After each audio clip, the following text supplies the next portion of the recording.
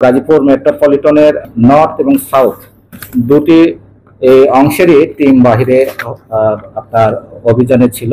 গতকাল গভীর রাতে অর্থাৎ দিবাগত রাত 12টার পরে 24 তারিখই পরে টঙ্গী পূর্ব থানায় নিয়মিত যে আমাদের যে অভিযান ছিল সেই অভিযানেই আমাদের গতকালকে ডাকাতি প্রস্তুতিকালীন টাইমে 7 জন ডাকাতকে আমরা বিভিন্ন ধরনের অস্ত্র সহ এবং একটি মিনি ট্রাক সহ আমরা তাদেরকে আটক করেছি এবং তাদের বিরুদ্ধে নিয়মিত মামলাও রুজু করা হয়েছে। এবং একই সাথে ডিবি এই নর্থের অভিযানে সামাজিক যোগাযোগ মাধ্যমে ঘরে বসে আয় করার প্রলোভন দেখিয়ে অর্থ আত্মসাৎকারী প্রতারক চক্রের চায়না নাগরিক সহ 5 জন সদস্যকে আমরা গ্রেপ্তার করেছি। আপনারা হয়তো অনেকে অবগত আছেন, কারণ কিছুদিন আগে গত 19 তারিখে একটি মামলা হয়েছিল।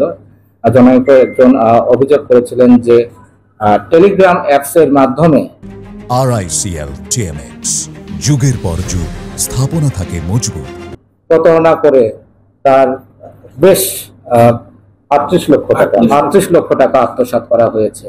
সেই মামলারই সূত্র ধরে কিন্তু আমাদের যে সাইবার ক্রাইম যে টিম আছে সেই টিমের সহযোগিতায় এবং ডিবি নর্থ এর চৌকস দল এরা অভিযান পরিচালনা করে ঢাকা থেকে এই প্রতারক চক্রকে গ্রেপ্তার করতে সমর্থ হয়েছে এবং তাদের কাছ থেকে কিন্তু এই কাজে ব্যবহৃত 5টি মোবাইলও উদ্ধার করা হয়েছে এবং সেই মামলায় তাদেরকে গ্রেপ্তার দেখানো হবে এবং যথাযথ তদন্ত প্রক্রিয়া অব্যাহত থাকবে।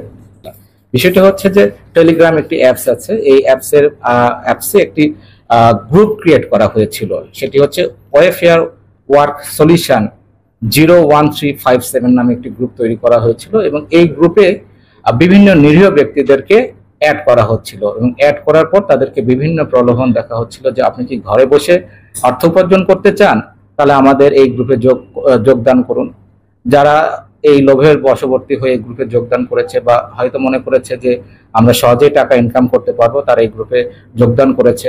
এরপরে আপনি 1000 টাকা ইনভেস্ট করলে এতদিনের মধ্যে 2000 টাকা পাবেন, এইভাবে তাদেরকে উৎসাহিত করা হতো এবং 2-1 বার তারা পেয়েছে। 1000 টাকা ইনভেস্ট করেছে, 1-2 সপ্তাহ পরে তার অ্যাকাউন্টে আবার 2000 টাকা এসেছে। এইভাবে এটি যখন বাড়তে থাকে একসময় সে বড় ধরনের ইনভেস্ট করে ফেলে এবং এই বড় ইনভেস্ট করার পরে সেই টাকাটা সে আর ব্যাক পায় না। তখনই কিন্তু আমাদের কাছে এই ধরনের, আমরা আগেও জেনেছি এরকম একটি প্রতারণার বিষয় চলছে, অনেক জায়গায় চলছে। গত 19 তারিখে যখন আমাদের কাছে একটি অভিযোগ আসলো এবং এটা মামলা দায়ের হলো, এরপরে কিন্তু আমরা এই বিষয়টা নিয়ে কাজ করতে শুরু করেছি এবং আমরা অলরেডি 5 জনকে অ্যারেস্ট করেছি। তো তদন্ত অব্যাহত থাকবে, আরো বিষয় উদ্ঘাটিত হবে।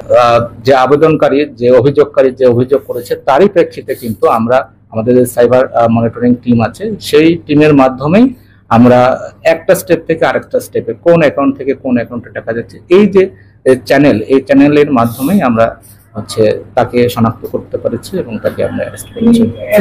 চায়নাতে একটা গ্রুপ আছে আপনার, চায়নাতে মূলত এই টোটাল প্রতারণা চক্রের যে বিষয়টা চায়না থেকে আপনার হলো এইটা পরিচালনা করে। চায়নার এজেন্ট হিসাবে এই যে আপনার যে চায়না নাগরিক আমরা করছি মাহফুবিন, এখানে এসে বাংলাদেশের কিছু মানুষের সহায়তায় এই প্রতারণা চক্রটা চালায়। মূলত তারা অনলাইন ভিত্তিক যে টাকাটা তারা করে এটাকে কনভার্ট করে, বিটকয়েনের নাম শুনেছেন আপনারা, SDT, এইভাবে তারা প্রতারণা করে। মূলত সার্ভারটা বা যত ধরনের এগুলো চায়না থেকে তারা অপারেট করে।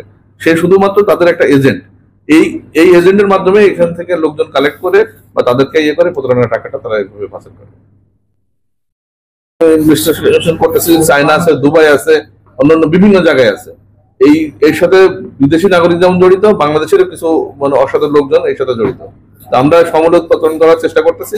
এই জন্য সবচেয়ে বড় বিষয় আমাদের কমিশনার স্যারের আগুন আহ্বান, আপনারা এই ধরনের কোন প্রলোভনের পা না দেন বা আপনারা না জড়ান, এইটাই মূলত এইটার উদ্দেশ্যই আজকে সংবাদ সম্মেলনটা করা।